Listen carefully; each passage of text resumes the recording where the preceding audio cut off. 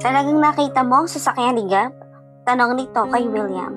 Opo ma'am, parehong-pareho po talaga ng plate number ang binigay niyo sa akin. Sagot ni William. Sige, hintayin mo hanggang lumabas si Gab. Areglado ma'am, sagot ni William. Tingnan ko lang kung makakapagtago pa kayo ng babae mo, Gab. Sabi niya sa kanyang isip habang nakahawak ng isang baso ng inumin. Habang naghihintay si William sa kanyang sasakyan ay napansin nito agad ang paglabas ni Gab sa gate. Pero wala siyang ibang nakita na kasama nitong lumabas. Kaya naghintay pa siya ng ilang minuto pero wala pa rin lumalabas. Umalis na si Gab, ngunit si William ay nasa loob pa rin ng kanyang sasakyan. At nagbabaka sakali pa rin may ibang lalabas. May nakita nga siyang lumabas isang matandang babae at nagtapon ng basura. At pumasok na agad ito. Tinawagan na lang nito si Jennifer dahil wala talagang lumabas maliban lang sa matandang babae. Hello ma'am? Oh William, ano? Lumabas na ba ang babae ni Gab? At tatanong nito. Nakita ko po si Sir Gab na lumabas pero wala talaga akong nakitang ibang babae ma'am. Maliban na lang sa matandang babae na lumabas. Hindi naman siguro papatol si Sir Gab sa matanda, di ba? Natatawang sabi nito. Pwede ba William? Huwag kang magbiro. Hindi biro ang pinapagawa ko sa'yo. Binabayaran kita. Kaya ayusin mo ang trabaho mo. Galit na sabi ni Jennifer. Opo ma'am, pinapatawa lang naman kita ma'am eh. Sagot nito sa galit na si Jennifer. Pwes, wala akong panahon sa mga joke mo. Sige, bumalik ka na lang. Bukas at huwag kang aalis nang wala kang magandang ibabalita sa akin. Klaro ba William? Habilin nito kay William bago ibinaba ang hawak na cellphone. Opo ma'am, sagot nito. Ay binabaan ako ng cellphone. Ang sungit talaga ni ma'am. Kaya siguro iniwan ito ni Sir Gab.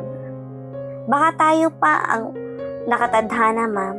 Sabi nito sa sarili habang nakatingin sa salamin. Uuwi na ako at makapagpahinga na. Saktong pag-alis ni William ay siya ring paglabas ni Camila para bumili ng kanilang kailangan sa bahay. Dahil hindi naman uso sa kanya ang katulong at siya nang gumagawa sa mga gawaing bahay. Nay, aalis po muna ako. Pupunta po muna ako sa palengke. Bibili lang ako ng mga lulutuin natin. At iba pang kailangan sa kusina. Paalam nito sa ina. Walang problema anak. Mag-iingat ka. Paalala ng ina. Lagi po ako mag-iingat para kay Tintin at para sa inyo ni tatay. Sige, aalis na ako nay. Sige anak. Habang si Gab naman ay nakauwi na sa kanilang bahay. Malayo pa lang siya ay nakatingin na si Jennifer sa taas ng bintana ng kanilang bahay. Saktong pagpasok nito ay sinundo agad ito ang galit na nobya. Saan ka galing, Gab? Pwede ba Jennifer? Kakauwi ko lang. Ganyan na agad ang sasabihin mo? Naiinis na sabi nito. Bakit? Wala ba akong karapatang magtanong? Nobya mo naman ako, di ba? Sabi nito kay Gab. Akayat na ako, magpapahinga. Sabi nito. Bakit tuluyan mo na ba talagang kinalimutan ang mga nakaraan sa ating Gab? Marami tayong plano sa buhay. Kaya nga nandito tayo. Baka may gusto kong sabihin sa akin Gab. Baka kailangan may malaman ako. Gusto kong manggaling sa iyo. Wag mo muna akong pilitin Jennifer. Baka hindi mo magustuhan ang sagot o ang mga sasabihin ko. Magpapahinga muna ako. Saka ito pumasok sa kwarto at nag-shower. Napaiyak naman si Jennifer sa mga sinabi nito. Parang binigyan mo na rin ako ng sagot, Gab. Sabi nito sa kanyang isip habang pumapatak ang mga luha nito. Naisipan ni Jennifer na umalis sa bahay at naglasing. Kaya pumunta siya sa isang mamahaling hotel at tinawagan nito si William para samahan siyang uminom. Hello William? Hello ma'am? Nagtatakang tanong nito dahil gabi na. William, pumunta ka sa hotel. Samahan mo akong uminom. Pakiusap nito kay William. Pero ma'am, gabi na. Bakit po ma'am? May problema po ba? Tanong nito. Huwag ka na lang magtanong. Pumunta ka na lang dito at samahan mo ako pwede? pakiusap nito. Sige, pupunta na. Magbibihis lang ako, ma'am. At nagmamadaling nagbihis si William at pumunta sa hotel. Nagtataka naman si Gab. Bakit hindi wala si Jennifer sa bahay? Kaya napatanong ito sa katulong. Nasaan si Jennifer, Yaya?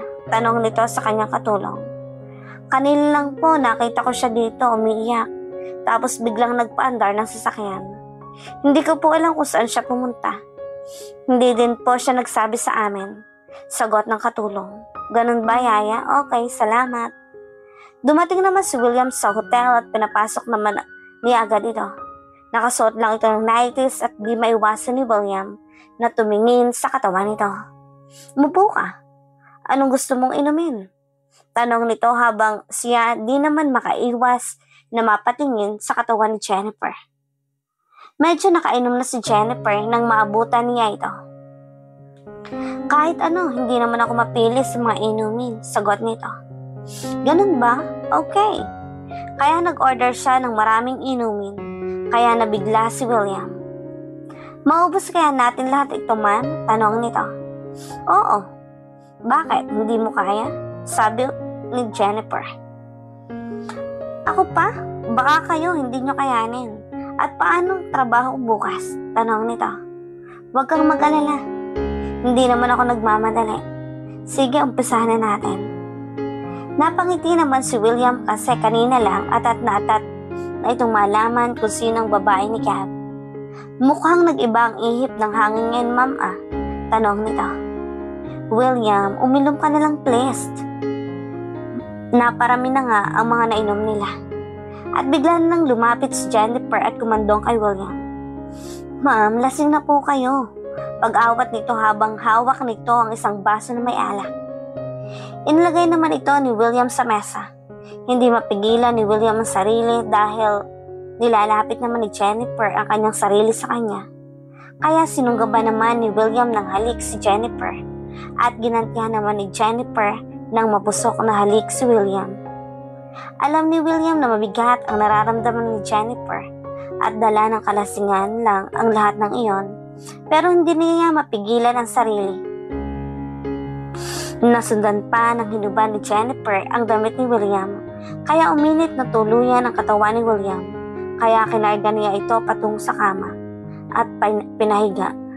Nawalan siya ng balanse kaya nasubsob palalo ang kanyang katawan sa malulusog na dibdib ni Jennifer. At hindi niya lalo mapipigilan sa sarili, kaya hinubad nito ang pangitaas sa damit ni Jennifer. Sinunod ang pangibaba, hindi pa rin nila itinigil ang paghalik sa isa't isa. Habang ang mga kamay ni William ay may sariling pag-iisip, na di mapigilan ang paggalaw nito sa iba't ibang parte ng katawan ni Jennifer. Nilalakbay niya ang mapusok na halik sa iba't ibang parte ng katawan ni Jennifer. Napaungol naman si Jennifer sa mga ginagawa sa kanya ni William. Hanggang sasabay silang nilabasan at kahit pawis na, ay patuloy pa rin silang dalawa sa ginagawa. Patuloy nilang inaangkin ang isa't isa. Alam ni Jennifer na si William ang kasama niya. Pero kinalimutan muna nito si Gab. Paulit-ulit hanggang sa sila ay mapagod at makatulog. Nagising si Jennifer at tiningnan ang magandang katawan ni William. At mas lalo siyang nagwapuhan sa kanya nang mailapit pa talaga nito ang mukha nito sa kanya. Magkatulad ang galawan nilang dalawa sa kama.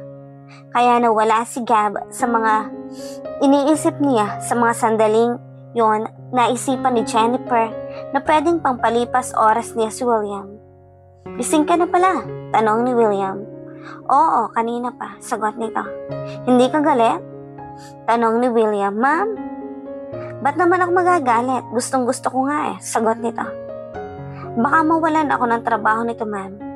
Sabi nito habang tinatakpan ng unan ang kanyang pagkalalaki. Huwag mo na yung takpan, ano ka ba? Natatawang sabi ni Jennifer. Tumabi ulit ito at hinalikan si William. Parang gustong gusto mo ang nangyari kagabi, mama? Tanong nito. Paano? Kung gusto ko nga, magkatulad kaya ni Gab at mabango ka. Kaya hinahalikan niya ulit si William habang ang suot lang nito ay pulang robe at hinubad niya ulit ito at pinagpatuloy ang kanilang ginawa.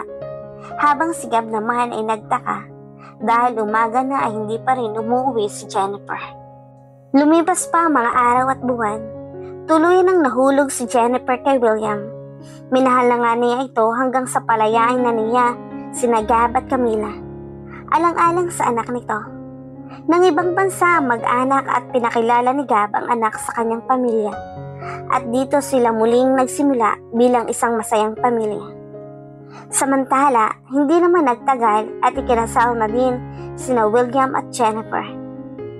Makalipas ang isang buwan, nagsilang si Jennifer ng isang malusog na sanggol na babae na lalong nagpasaya sa buhay nilang mag-asawa.